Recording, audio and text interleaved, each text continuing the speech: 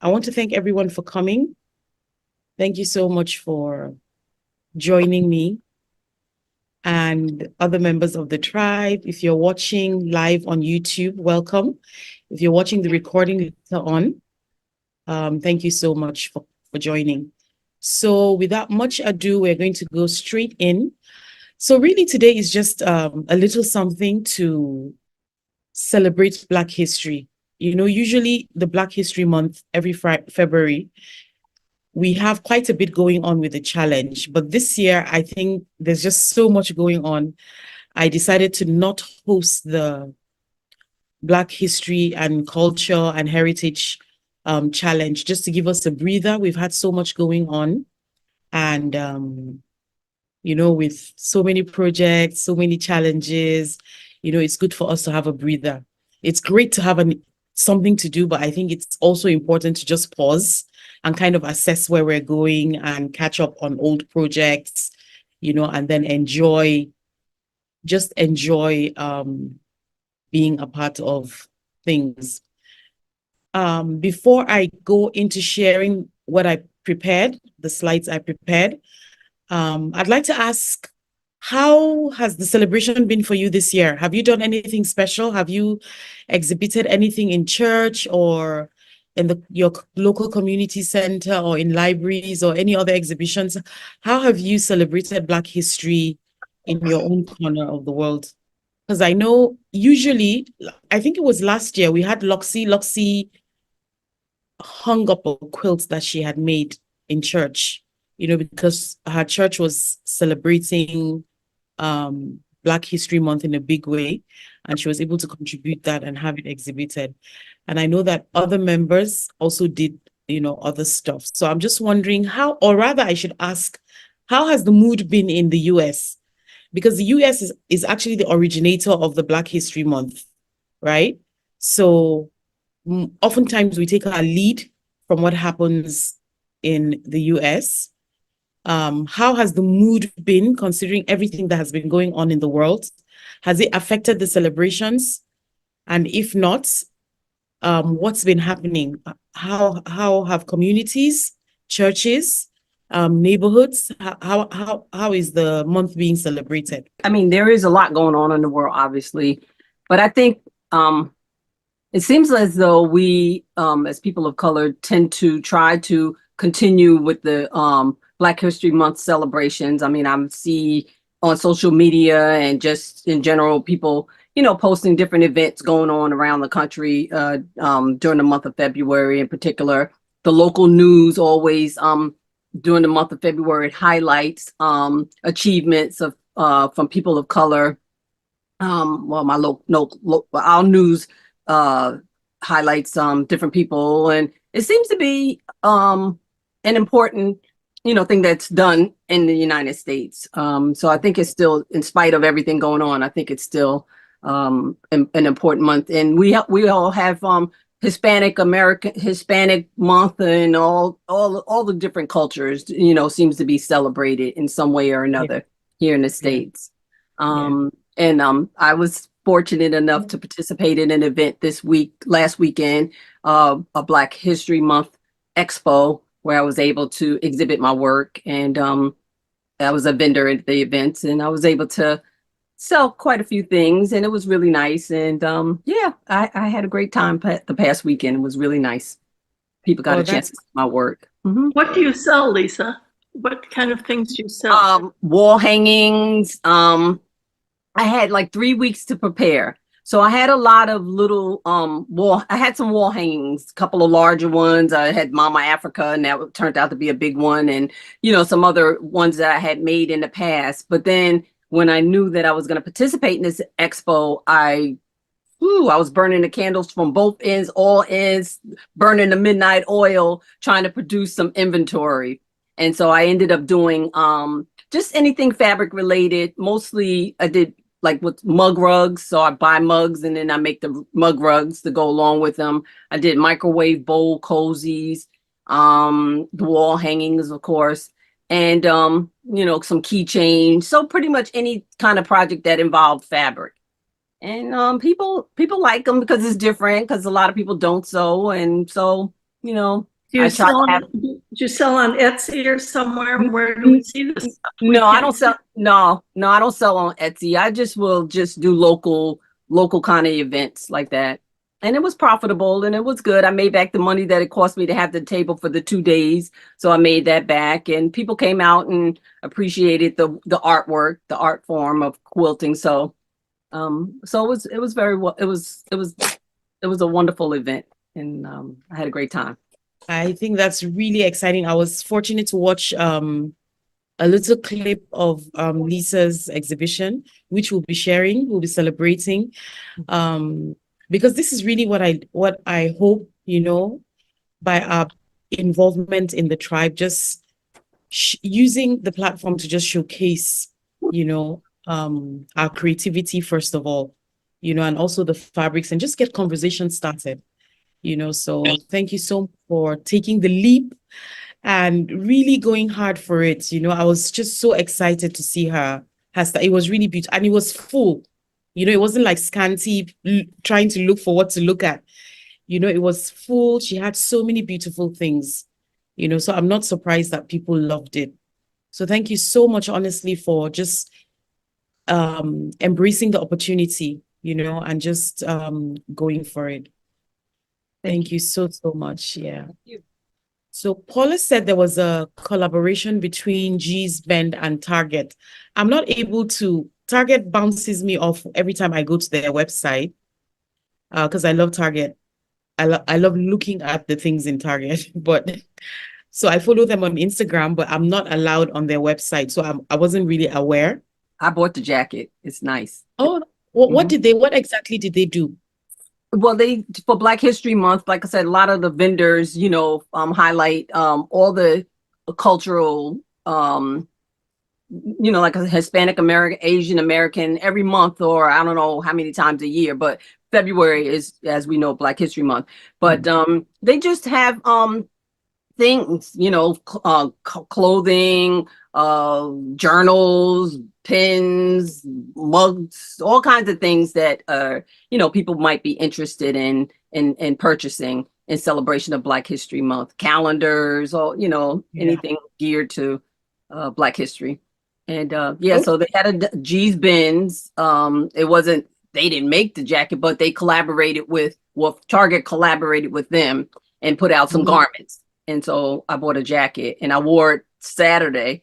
And it was like when I walked in, with my display and the jacket on, I was like, wow, that really, but that's why I bought it so that I could wear it, to the event. So it worked out well, but it's a nice jacket. I like it. Nice quilted jacket. Mhm. because I know G's Bend is quite the Black quilt institution in the US. So I think it's a really big thing for them to have collaborated with you know an organization like Target. It just creates that platform for people to hear more, to see more, and just to appreciate, everything that everything that is in line with Black history. So is anyone an educator? Did anything happen in your school? How did the celebration go? What happened? If there's an educator who is still working, what happened? How did your event go? Did you have lectures? Did you have exhibitions? I mean, I'm curious to see and to understand what happened. So here we do celebrate Black History Month, but I think it's not maybe as it's not really big. Well, because for one, we're all Black and we all have, kind of like segments of heritage tribes and cultures. So we haven't really figured out a way to bring it all together. But there is that celebration of Nigerians or Africans or African Americans who the kids are given like projects, to just talk about one person, one Black person, doesn't matter where they're from, talk about what they've done and how they have impacted you. So some kids, of course, will talk about Martin Luther King, others will talk about, like my son, I got him to talk about Louis Gate Jr. So we had quite the discussion about DNA and genealogy, and why don't the African Americans have their records? So I thought that was really good. We got into the slavery, the lack of the records, and all of that.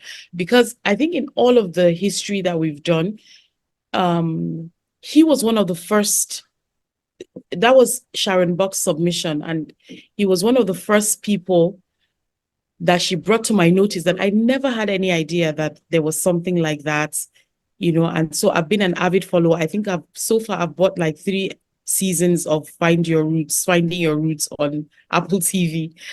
I mean, that's what I used to just to distress. I just put on a few episodes and watch, and it's just been so fascinating seeing the work he's done, how he's able to trace, especially his Black guests, and I always feel the pain when he says, and the trail ends here. And it's usually just maybe 1, 2, 3, 4 down the family tree, so I really admire what he's doing. And I think that's one of the reasons why it's important to have these discussions, especially with children and even the adults, because it just broadens your knowledge, about the things that happen. Miriam, So, Miriam, yes, can you hi. hear me? Yes, Can I you hear- can. Oh, okay. Yeah. When I was teaching, because I've been retired a number of years now, I taught in a district that was predominantly Black and Hispanic. And we would do Black History Month. There was a few Black teachers there, so they had more knowledge of in that. But like you, the kids picked out someone that they wanted to write about. We usually paired them because I was in an inclusion class, so we had special needs kids with gen ed kids. And they had to write about it. And if that person was known for some kind of thing, they would make a project to go with it and that. But it was every year we did acknowledge Black History Month in my school district.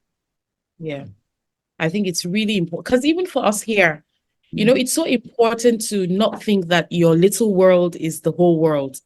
It's important to have these discussions, not just for African Americans or Blacks, but like Lisa said, and Linda, Hispanics, there's such a cross immigration and emigration of cultures all across the world. So I it's just thought it was important too that the kids learned that because they can't, my district that I taught in was very, very low economic area. And it was important that they could see that their skin color was the same as someone who is now a famous person that we research and we have books in the library for. So it kind of helped them in that way to say, wait a second, my mom is just cleaning a house, but wait, there's this person and look what she did. And she's just like me. And I think that was important to get the kids to see. I agree with you.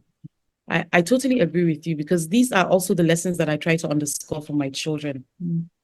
That if they can, you can. And it's important for you to read their story, read their history, learn about them.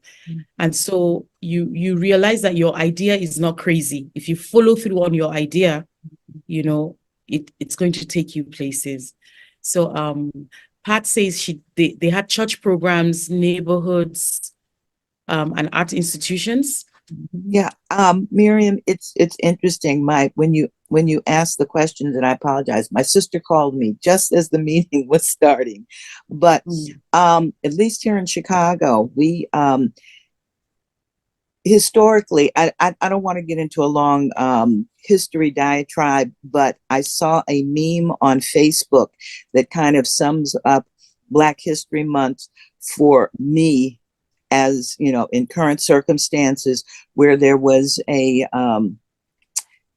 two little boys walking along the street pulling a wagon. I mean, it was a graphic; it wasn't real children. And the white boy, his friend was Black, said, "Oh, so are you? So are you? How is Black History Month celebration going on?" He said, "You guys only see it as being 1 month. We celebrate Black history year round. We pay attention all year." So there just some interesting cultural nuances that crop up here in Chicago. But I mean, all the way down from on the public television show, they focus and highlight and put together shows. Television, then the Art Institute has the Museum of Contemporary Art has had Faith Ringgold's display here. The Art Institute did Visa Butler, and it started out small and grew way, way bigger than what they expected based on the reaction of everyone who saw the so they now see it as something that many people across all cultures and races are interested in, wanting to learn about from various perspectives. The museums, I was gonna say, my church, we're doing a program Sunday.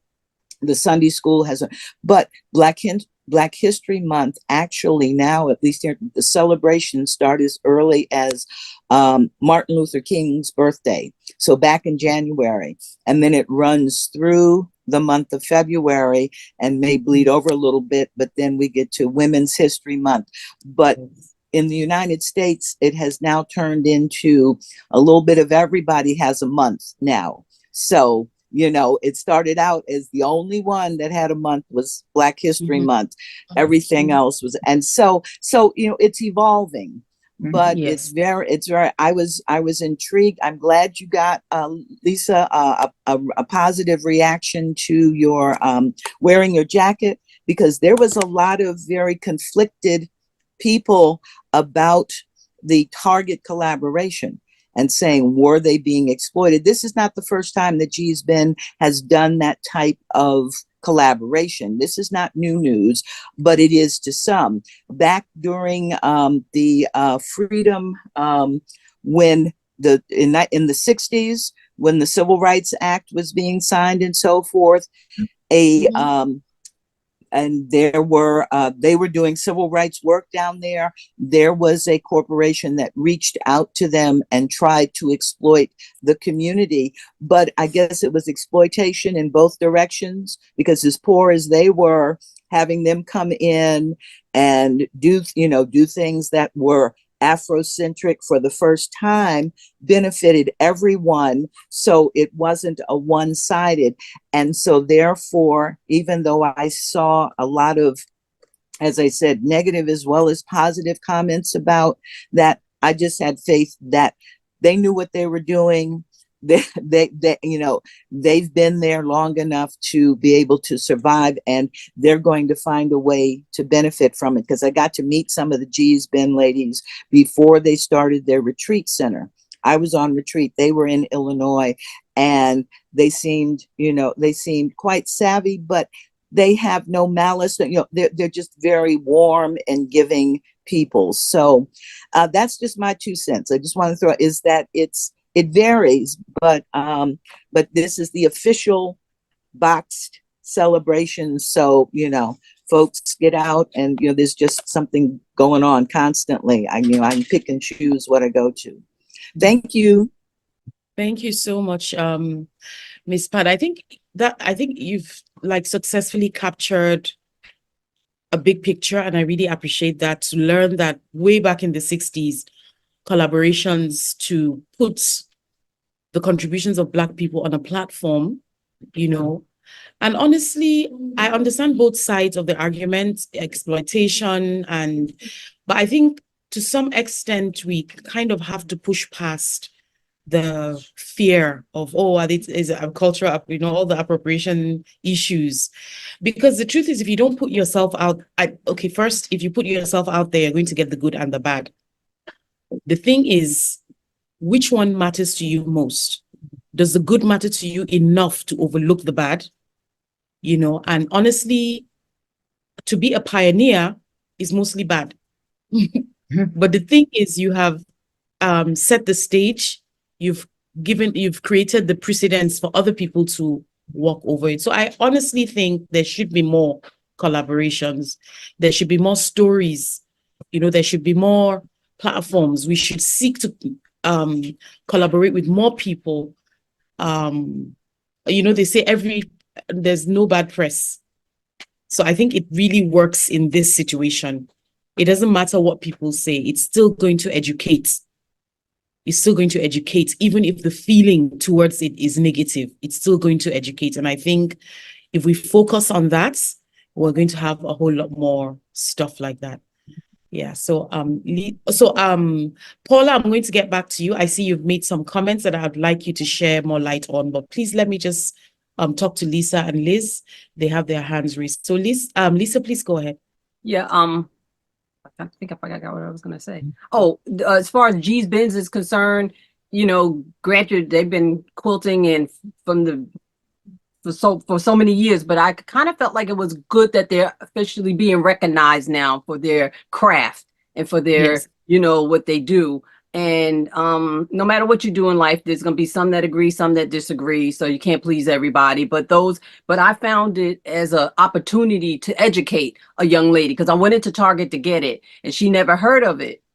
She didn't realize. She knew Target had the Black History Month setup where things were, but she didn't know about the clothing. So when I found it, and thankfully they had 2 left and one of them was my size, I went back to her and I explained to her what it was all about and what G's Benz, who they were. And so it's opportunities to educate people, simple as that. And, anytime we can have a discussion or teach people things, and it's good. So hopefully they're not being exploited. And I just thought it was just a great way of bringing them to light. They've been working behind the scenes and doing these things for many years, but now they have some recognition for their work and their beautiful quilts. And so I looked at it as a positive thing. Honestly, And it's a positive. Paula somebody asked me to see it, Evelyn. So I'm going to go down and get it and I'll bring it right back up. So I'm going to. Yes, I'd love to see it too. Okay, I'm mute myself. Thank you. Yeah. All right. Liz, I see your hands are down. Your hand is down. Yeah, I was just going to say it's definitely recognized in Canada. And I just looked it up, and I think in Alberta, they've been doing it since only 2017. But it's celebrated, Black History is celebrated on especially CKUA, which is a private radio station, and a lot of the arts and culture. I think even in the libraries, there's reading, to the young children, and I'm sure it's in the schools. But we have a few families that came up in the early 1900s into Alberta as cowboys and, the new frontier, trying to get away from the discrimination in the southern states. But I think it's more active in the eastern Canada. There was more people who fled the country. And I mean, there was still a lot of discrimination, I'm sure, in Canada too. But definitely it's being recognized in the arts and culture and the music and stuff like that. Yeah. That's great. Thank you so much for sharing that. And I'm so happy that Canada is also taking a lead, because it's important, whether you like it or not. The history of the US and Canada is somewhat intertwined, so I'm happy to see that is gaining momentum there as well. Hi, Miss Margaret. Oh, hi. How are you? Hi, I just want to say, a friend of mine who teaches AP history at the high school that I used to teach in, she invited me in to give a demo to the students on quilting. So they are making a 9-patch. Each person is making a 9-patch square. And at the end of the school year, they're going to join it all together and put it on display. Wow. So she's been talking to them about that. And I also took them a little history of quilting in a printout so they could read that. And then my little great niece in North Carolina, who's in the 3rd grade, she sent me a little video. Her teacher had someone lend them a quilt because she was telling them about quilting. And Aja said, oh, my auntie does that. So she had the quilt come in and she showed them the different designs and things in the quilt and explained to them how people would sew it together. So I thought that was interesting because now they are trying to reach back to the younger people and let them know so it won't be a forgotten art. Yes. Thank you so much for sharing that, Ms. Margaret. And I think one thing that I've noticed is how much quilting plays such a large part in Black history celebrations. And I think that puts a lot of responsibility on us as creatives, and that's why the idea of the Black Culture and Heritage Challenge for Quilt Africa was so important to me, because that is your voice without being abrasive, without being confrontational, without being offensive, if you like, to share knowledge, to open up people's minds, So I think this is like third instance now where something about quilting is the medium that people have used to share, talk about Black history. So thank you so much for sharing that. So I'm going to spotlight Lisa so she can show us the jacket, and then we move on to Miss Paula, share her experiences. Oh, that's beautiful. Oh, Pockets. beautiful. Yeah. So even though, it's not, probably, they didn't, well, it's their design, the way they do their hand stitching and whatnot. So it's manufactured, but at least the name is on the label Yes. in collaboration with G's Bins. And, then the style is more so the style of the jacket that makes it nice. And they had other items as well, but yes. It's beautiful. Oh, the Yes, colors are it's just nice. so It's happy. yes, the colors are nice. It was warm, and it was nice. It was I'm glad I found it. Yes, I think it really looks great. Yeah. And you know what that just brought to mind? Wouldn't it just be great to have someone like Rachel Clark collaborate with someone like Target, and to have her African fabric coats produced in such a way for Black? I think that would just be phenomenal.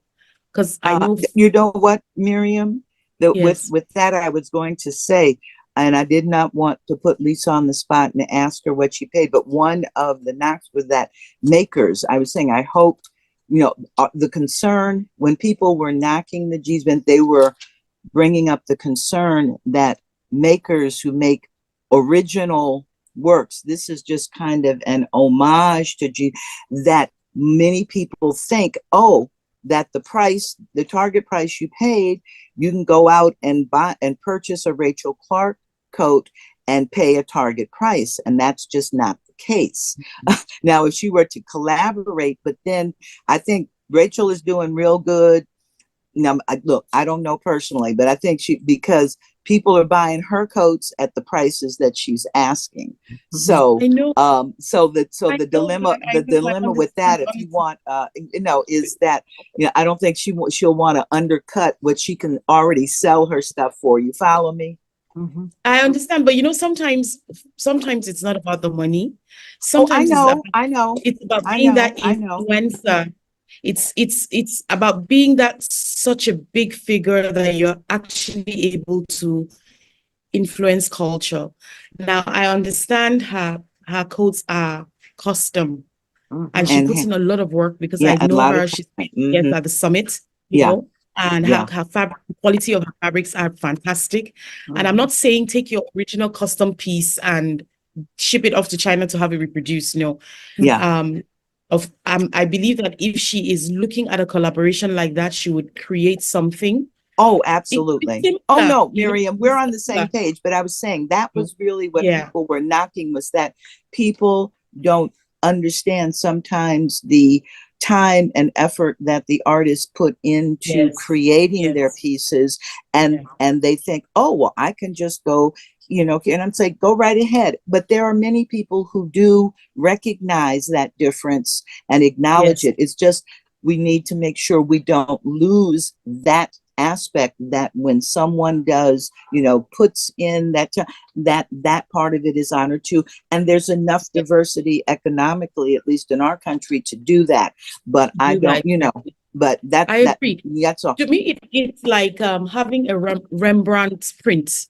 Yeah, absolutely. He I is just big wanted to enough mention that for me one, to want that the print. that was what was driving most of what I saw as negative comments, as opposed to Yes. other things Yes. about exploitation and stuff. It really was about, look, you can get an original, go down there when they have their festival, because they're now having an annual festival down in Alabama.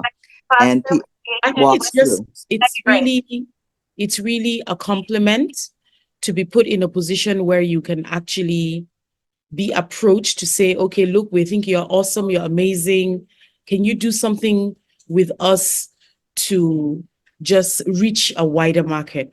And I do agree with your point. So I think it now falls on the creators to educate themselves, to school themselves, and ensure that when they enter into such collaborations, it makes financial sense. It makes sense for their brand. It makes sense for their skill level. You know, we just need to, I don't know how it works, but I think there should be a way where you can maintain your integrity, your creative integrity, you know, as a designer or a creator who has earned the right to sell your pieces at whatever price you choose, and still be in a position to do something that reaches a wider audience. So that education has to happen, the legal, the far-reaching effects of stuff like that. And who knows, you know, some quilting group or some quilting bigwigs could come together and do something like that. I think it would be great to see. Because if you remember, I sent out a post 3 weeks ago about the controversy between Marie Fonds and saying, stop cutting up quilts, stop using. So I think it all falls into that. I still feel that there's a way forward out of that impasse. All right, so I'll give Monica, sorry, Linda, I think Paula has been, yeah, so I'll give Paula a chance to tell us about some of her experience. She's written extensively in the chat. She went to the Faith Ringgold art exhibits in Chicago. She's also, she mentioned her heritage, yeah, where she, yeah, okay, but I really wanted to hear about the Faith Ringgold exhibit. If it's convenient for you to just unmute or maybe put Oh, yourself yeah, on camera. sure. Sorry about that. But anyways, Thank you. yeah, the exhibit was Yeah. amazing and phenomenal. It was a bunch of her art quilts. It was on the fourth floor of the Museum of Contemporary Art in Chicago. It was, I still don't have words. It was beautiful and amazing. They had, again, more merchandise, you know, for her, the t-shirts. They had a wedding like mug set. They also had a wedding scarf. They had little like boxes with images of her art quilts like on the top. These are kind of like storage boxes that you could buy. They really rolled out the red carpet, and even they kept asking me when I was there. They were like, "We wanted everybody to be happy. Are you happy?" I'm like, "I am a yeah, thank you very much. You really hit it out of the ballpark." But yeah, the quilts are beautiful. They really are. And of course the books, the books that she wrote, like Tarbich and Bronzeville Boys and Girls, she wrote that with Gwendolyn Brooks before she died. Gwendolyn Brooks wrote the poems, and Faith Ringgold did the art quilts. It's beautiful. I mean, I had not one complaint. It was an amazing time.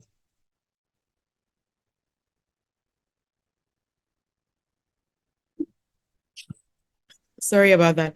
So I think it's just fantastic that we, you know, and honestly, that's one of the reasons why I admire America so much, because there's just opportunities for so much.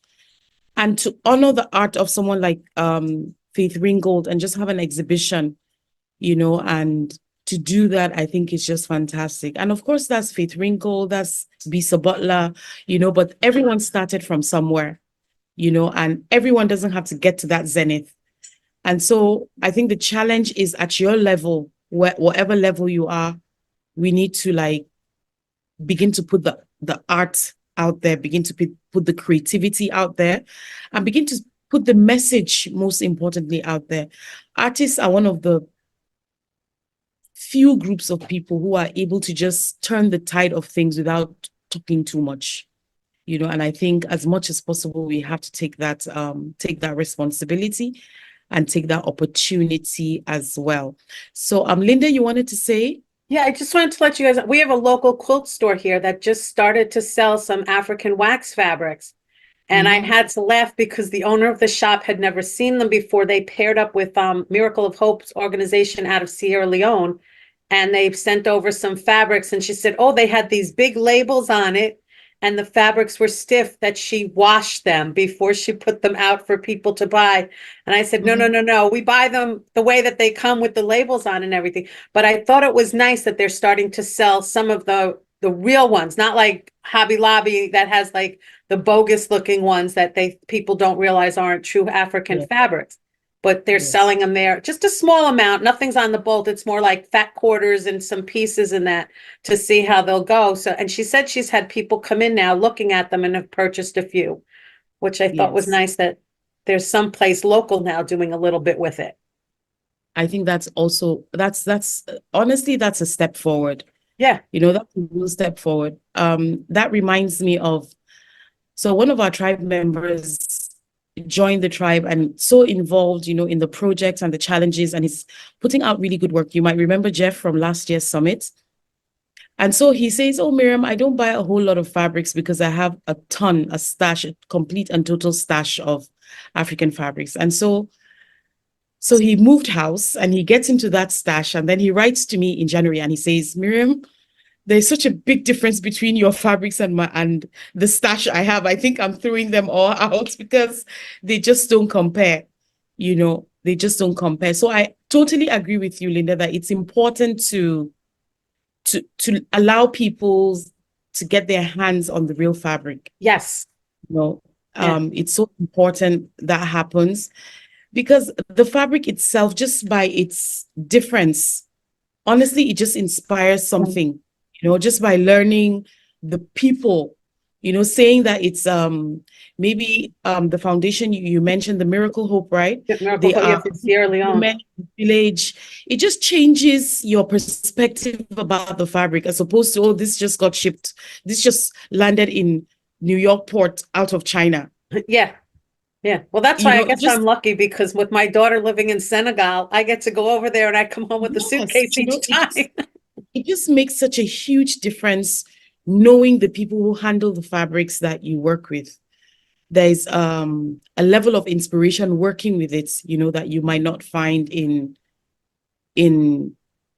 I wouldn't say they're imitation, just a different type of the African fabrics, you know. So thank you so much for bringing that out. So I'll take this comment from Liz, and I'm going to share my screen so I can just give us highlights of the submissions we've had over the years from our culture challenge.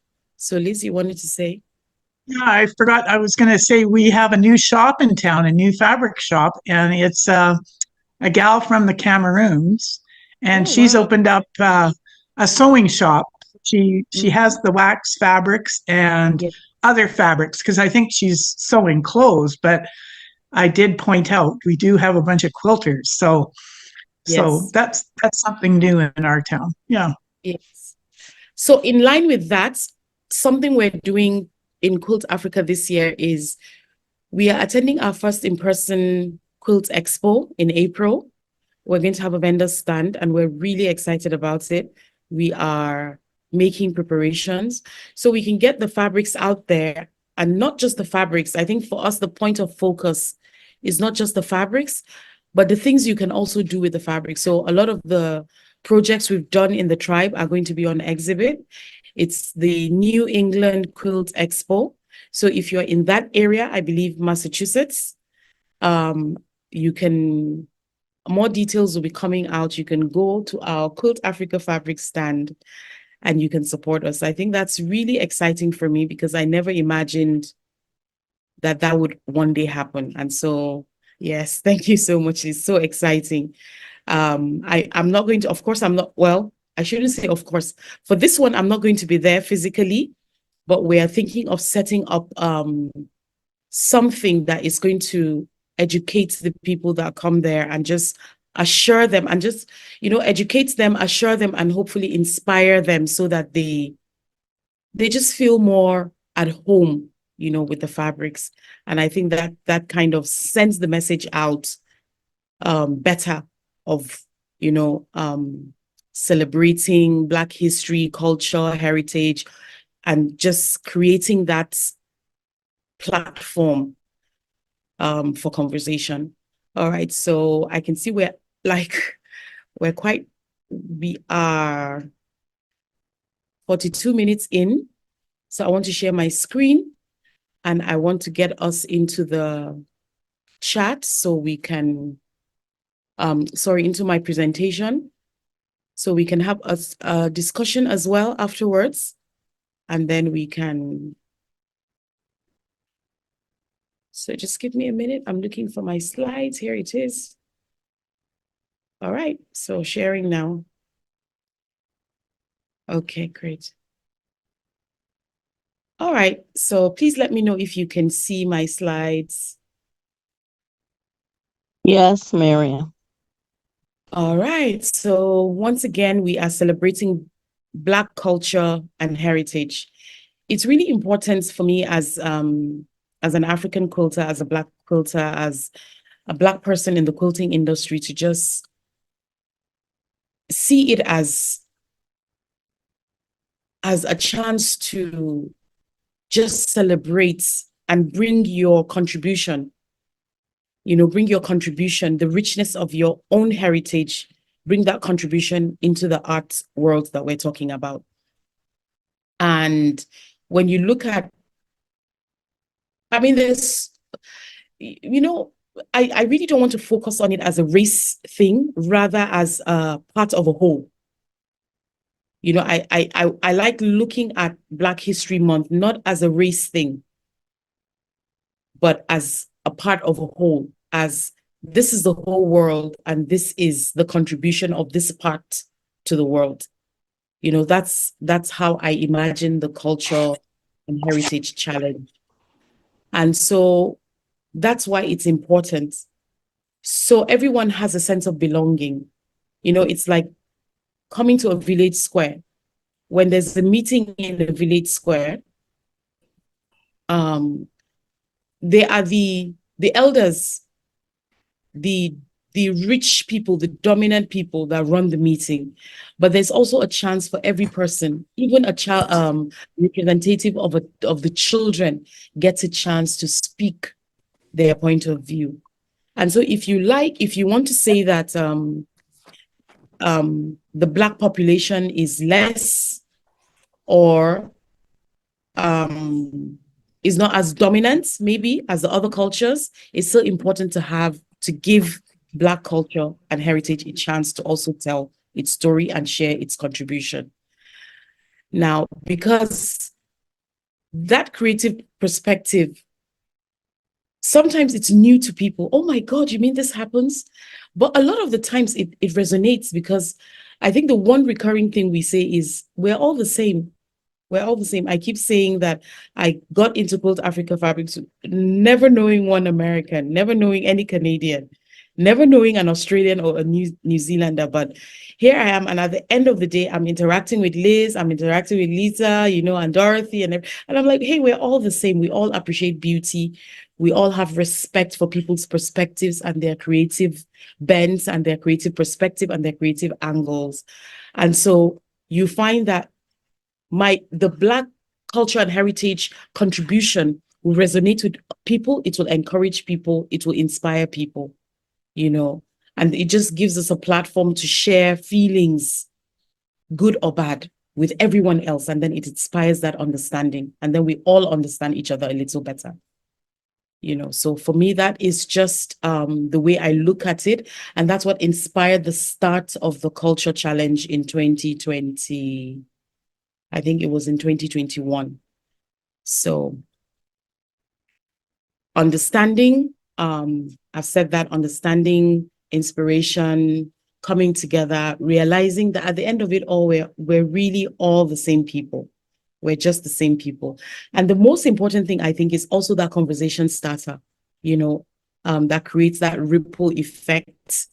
You have a conversation and someone carries it to the next stage, the next platform, the next forum, and then people just have a better understanding of each other as inhabitants of the world.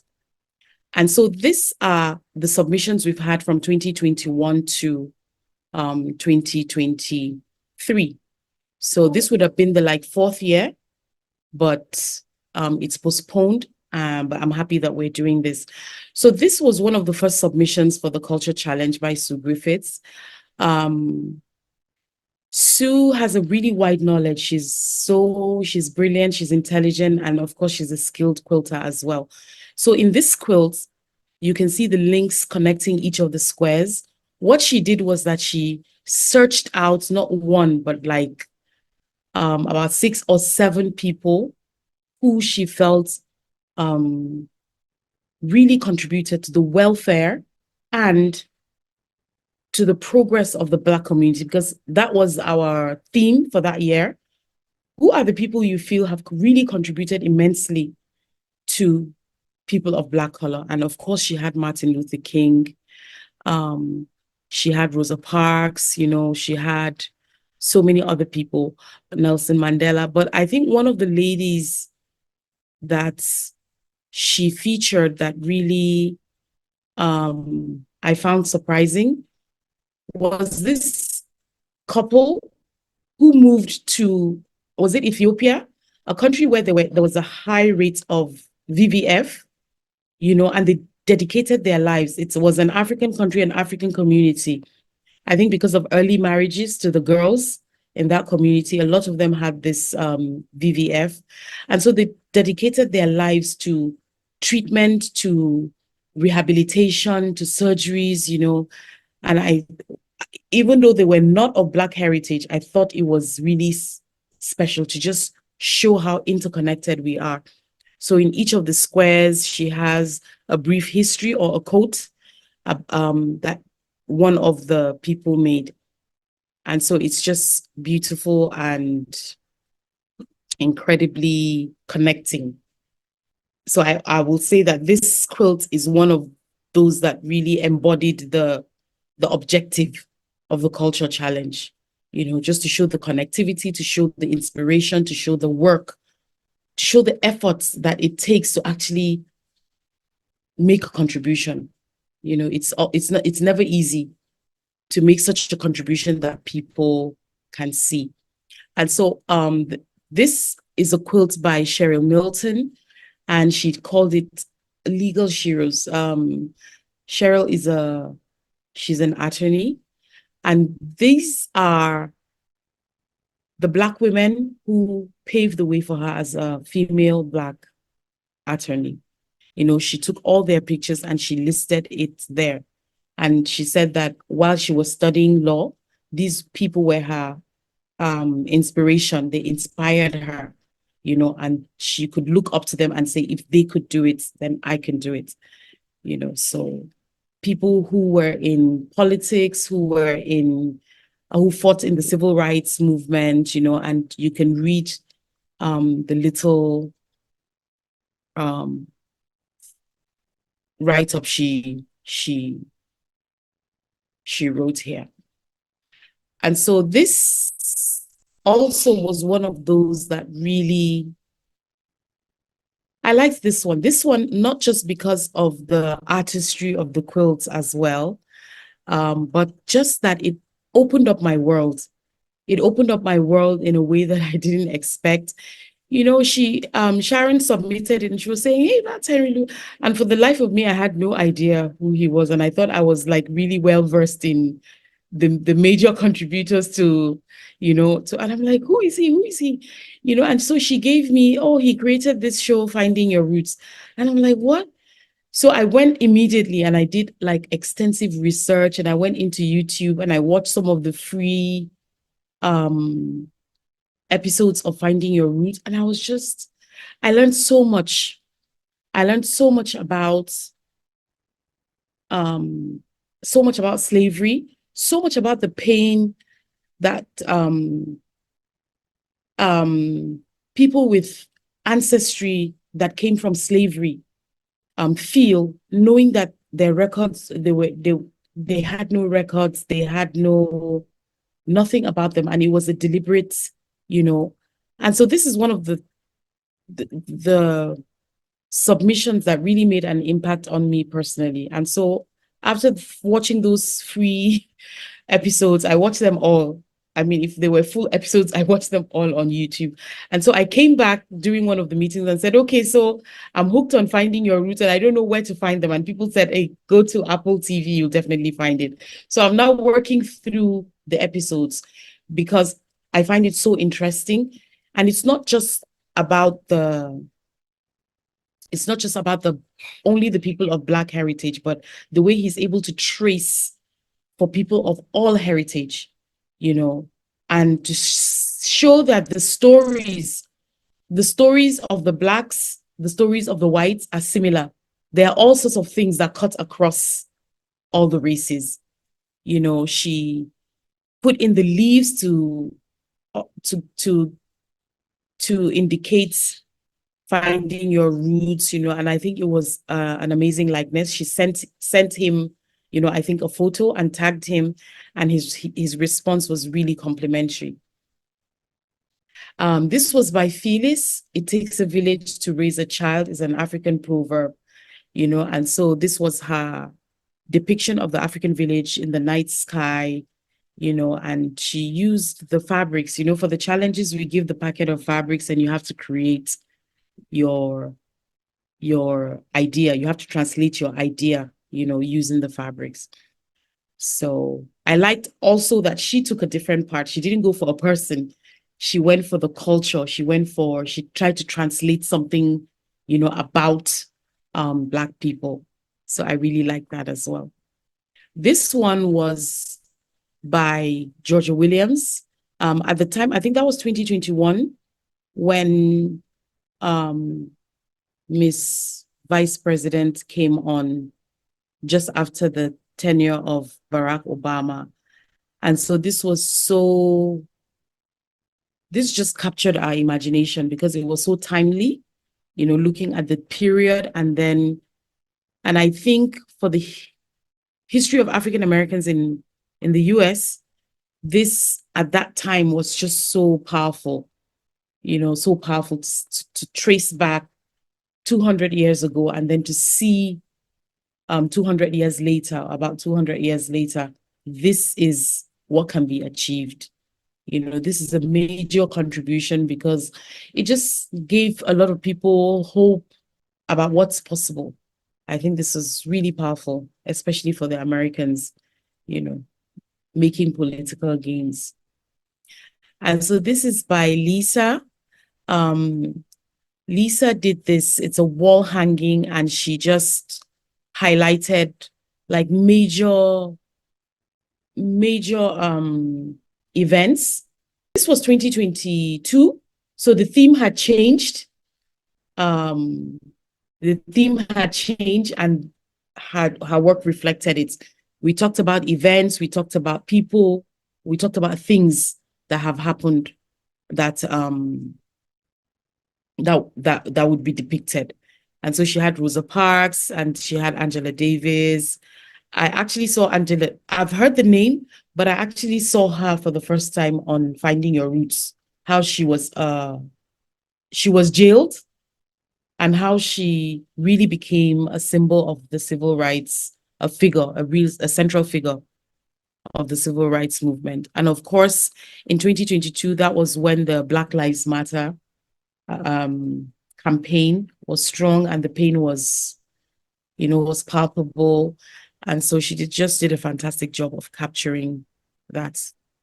And another interesting thing that Lisa did was she put in the QR codes, which I didn't understand what it was about. But for this quilt, if you scan the QR code, it gives you some more information about each of the persons that she highlighted. So I thought this was really powerful as well. The symbols she used, you know, the comb in the hair, the Sankofa symbols, and then, you know, all of that. And so this one was by Patricia Kelly. Still in 2022, we are just fantastic. I think all around the world, we're fantastically impressed by Miss Kamala Harris because she's the first vice president, female vice president. She happens to be Black. Oh, well, mixed heritage. And then it just shows the gains that you can just have just by being consistent, just by being there. You know, her contributions were it's just so inspiring. And so this one we showed on social media. Darkness to Light by Tracy. It was just fun. This one is a lot of work, and I think it just showcase the fabrics fantastic in a very really great way.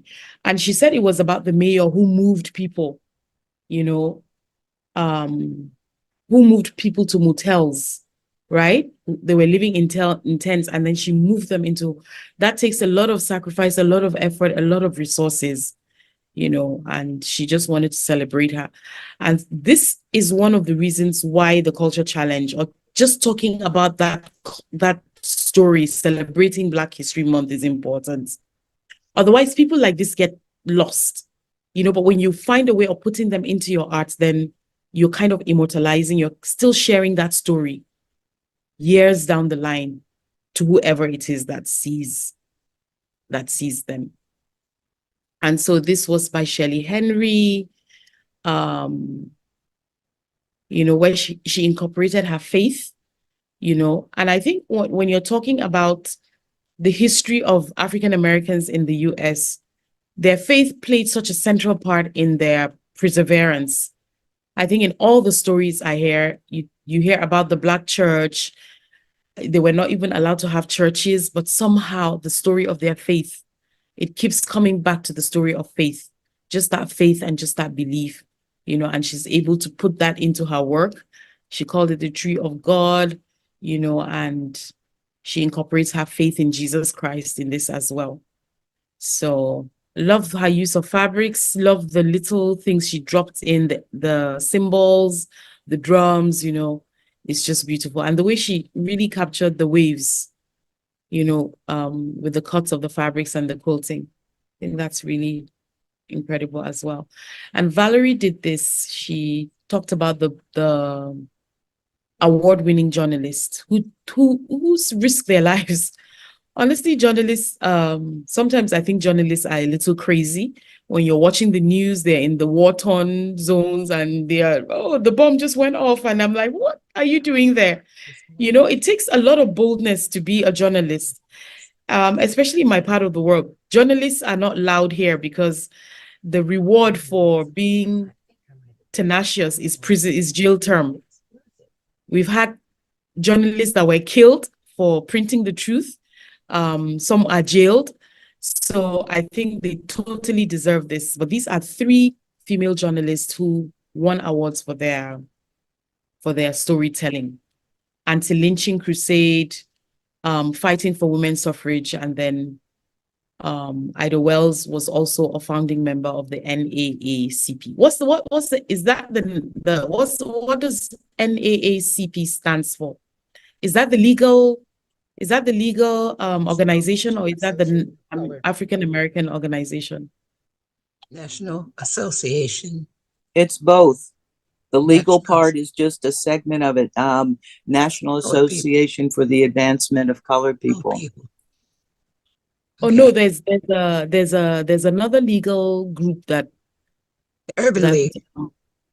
Urban League, that's the other one, Urban League.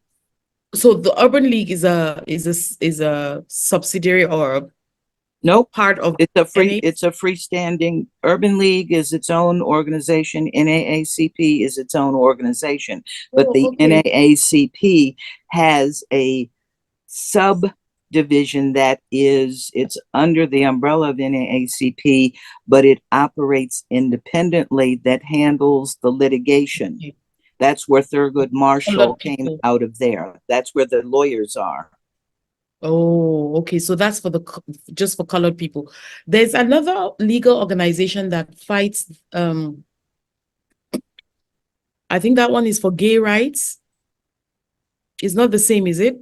The No. initials are almost the same. Okay, so that's different. That's an all-encompassing. Anyone who's ACLU. discriminated on any reason, Any reason. any reason, Okay. not Black people, anybody, sex, race, anything. Okay. And Okay, that's I get it. American. Oh, I can't even tell you what it means, but it is the ACLU. ACLU, okay. American sometimes- Civil It's some American liberties, Civil it's Liberties American Union. Civil Liberties Union. Union, yeah. Yeah. Okay, American Civil. Okay, so somehow I just kept mixing the two, but I think the CP here, noting that it stands for colored people, will set me straight now. So I think it's just really important and these are the stories that we need to learn, not the old generation of Association, contributors, National old Association. generation of contributors like the CB. Martin Luther King and Rosa Parks, and who actually paved the way, and their stories can never get old. But it's also important to note that there are people who are still fighting, who are still doing incredible things, and I really appreciated this entry by Valerie. Oh, okay, she won the Emmy and the Peabody Award on South African apartheid. Oh, and Hannah won the Pulitzer Prize for the impact of slavery in building US. So I think it's really important to tell these stories. Otherwise, they just get lost, This is another entry by Georgia for 2023 or 22, where she talks about where our theme last year, I think, was Black Shines Bright. And she says that the children, are the future, and we need to tell them the right stories. We need to have them ask the right questions and make sure that we have the right answers, so that their mindset and their confidence and their feeling of belonging on a world stage is not compromised. Sometimes as parents or as older people, we tend to our scarring, we tend to pass it on, but it's so important not to do that with the children, to allow them not to internalize the pain and the past hurts, so they can create a new reality for themselves, and forge ahead, because they really carry the story. They carry both the history, and it's on them to create the new stories, the new Black stories. So I really liked this one. Liked how each child is individual in their dressing, in their body language, and the way they are just on the school stage, celebrating Black history. And so we have Beverly here, praising God for his goodness, and of course, the unique hairstyling of Black women. So I think there was a day I attended a meeting and my hair was not neatly packed. And I think I had a pen like just stuck in my hair. My hair was actually flying and I just had a pen stuck in my hair. And so the person I was talking to, a white lady, said, "Oh my God, I just love African hair. You can do so much with it." That there's no way on God's earth she could stick anything in her hair and it will stay. And I think it's just, rather than having any sort of feelings about it, you just celebrate the uniqueness of your hair, So that's what Beverly captured in this, and I think it's also really important not to have judgments about hair. If you choose to keep it natural and long, and, if you choose to make it more manageable, however you choose to do it is just okay. It's part of the identity. It's part of the story. So I really also liked that. So yeah, so stopping the screen share. Like I said previously, the culture challenge is not one of our most popular challenges. But honestly, for me, it's personal. I just love it. I love what I learn. I love, of course, seeing the creative expression of people, but I also think it's really important to keep sharing those stories so that people further down the line, as you document it and people look at it and people Google it and people learn, it just creates that body and well of knowledge that we all need to have. So if you have any comments on the presentations, or just share them. I'm going to get into the comments to see what, if there are any questions I can address.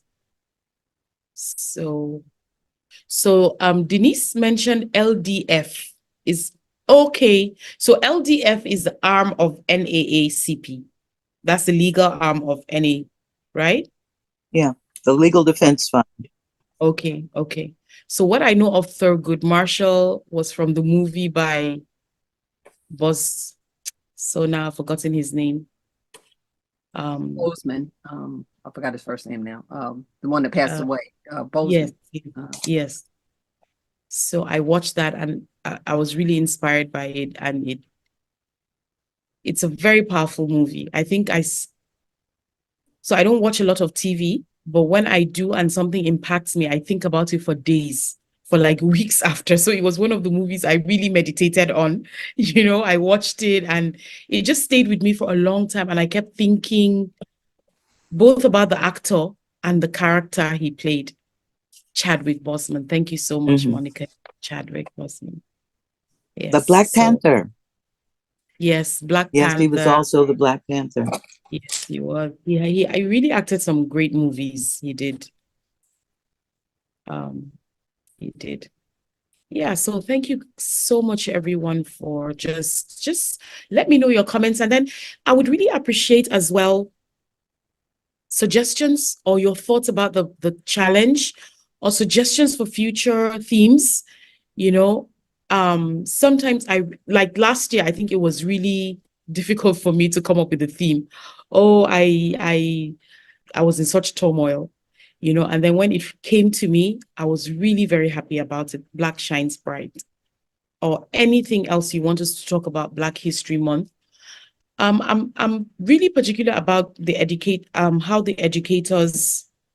There's an email I received that I saved, but I can't quite recall the full details. But what struck me about it, and I think I've shared this before, was that the teacher is a part of the tribe, and she, during Black History, I think in 2022, she taught her students, she spoke about everything we've talked about: Black history, Black contributions, fabrics, culture, heritage, and everything. And what she said was, and she's white, what she said was, she didn't imagine that these young men who were football, like, superstars in their, I think, college or senior high school, would take to that subject. But she said while she was presenting, everyone paid attention, as she talked about the quilting patterns that are said to be part of the Underground Railroad signs,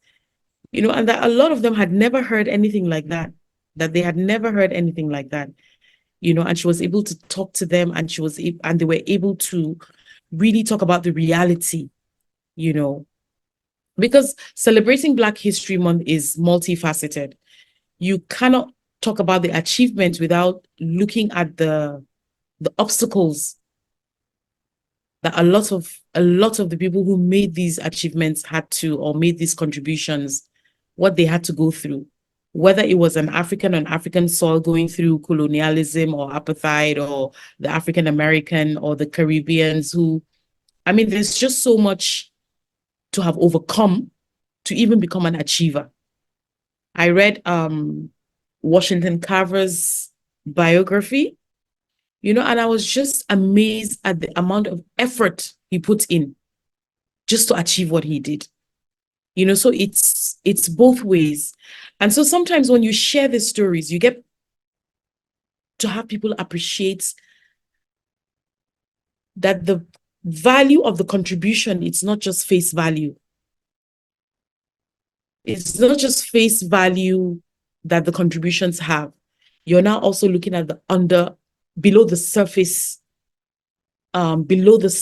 efforts that it took to even get to this level, to even be able to make a contribution, But like I always say, I don't ever want to dwell on the negatives. The negatives are just there to spur you on. They're not there for anyone to dwell on and become so bitter and feel disadvantaged, about. It's really about looking at these figures and saying, if they could have overcome this, surely if I look at my particular circumstance, I should be able to go on, do the same. Lisa? Just wanted to say that as I think about, February being Black History Month, Black history is American history. we make up the fabric of this country, and all of our contributions are part of this nation. And I think that it feels like sometimes it goes in like the young people aren't watching or listening, but they really are, because there was a young lady who, when I was at the expo, she, she came through and she was looking at my wall and everything and looking at my work. And then she came back towards the end and she said, I remember taking a class and they were talking about the Underground Railroad quilt. And so it brought back to her recollection what she had learned about it. And, she was fascinated by, just seeing them up close. And even though I didn't make anything like that, but she just remembered. So they are listening, even though, it feels like they're not really paying attention. But we have to just teach our young people and continue to do what we're doing to, and encourage them to think about what was done in the past, and the sacrifices that were made for them. And we just have to keep doing the best that we can. Yeah. Thank you so much for sharing that. And I totally agree. And I think the secret to sharing the right message is also the method, the tone, all the good communication tips. And I'll still go back to say that quilting and art is one of the best ways to do that. You just put it out there and it's gentle. It causes you to reflect, and it's not abrasive, or at least it shouldn't be abrasive or confrontational, but you get the message out there and people get to listen to it. And you give them a chance to work through it without bias, so to speak, And so it's always important to make sure that you are true to your message. You just don't take quilting or art for art's sake. You have to be true to your message, because whatever it is you put out, someone, like Lisa said, is listening. They are looking. They are also embracing and accepting it as something that they can do. So honestly, thank you so much for sharing that. And I still circle back to one of our tribe objectives. We just have to keep sharing our work. We just have to keep looking for every opportunity to just finish it and share it. It's so important to just finish it and share it. And just be proactive about looking for what to do, how can I contribute, how can I do my own little part? Because there's someone who will never hear it if you never share it. Someone in your circle, someone in your geography will never hear it if you don't, if it doesn't come from you. It's kind of a lot of pressure, but it's not really, it's not really pressure. It should be like an encouragement to just go out there and do what you need to do. So I don't know if there are any more contributions. I want to say thank you. I can see a few more people have joined us. There's Denise, there's Cynthia, there's Janice just got in, and Doriel, and Catherine, and Mel, and Rita. And hi, Miss Sandra. Good to see you. Shelley as well. Yeah, so thank you all for coming. If you're watching the recording if you're watching on YouTube, thank you as well for coming. And I want to make a request. Kindly subscribe to our YouTube channel. Also, like this year, I'm going to be bullish about getting on YouTube's algorithm. So please like our videos. If you're on Instagram, take a minute to just take a minute to just subscribe. I hear that if you like, it gets shown to more people. And I think the conversations that we have, just taking time out of our day to just come and speak this, I think it's really important. It's a good message to get out there. So I'll really appreciate your help with that. So in the absence of any other question or comment, I would like to say thank you once again for coming. Thank you for participating. Thank you for sharing your experiences. I really appreciate it. Thank you so much. And for next year, we're definitely going to have our challenge. We're definitely going to have more discussions like this, so thank you so much for coming. Thank you, Linda, for sharing your experiences as well. I really appreciate it. So thank you so much for joining me. Enjoy the rest of your day. Yes, it's definitely going to be recorded on YouTube. Don't forget to like, don't forget to subscribe, don't forget to share it with a friend. I really appreciate that. So thank you guys so much, and happy Black History Month to everyone. And I will see you on Friday. Thank you so much.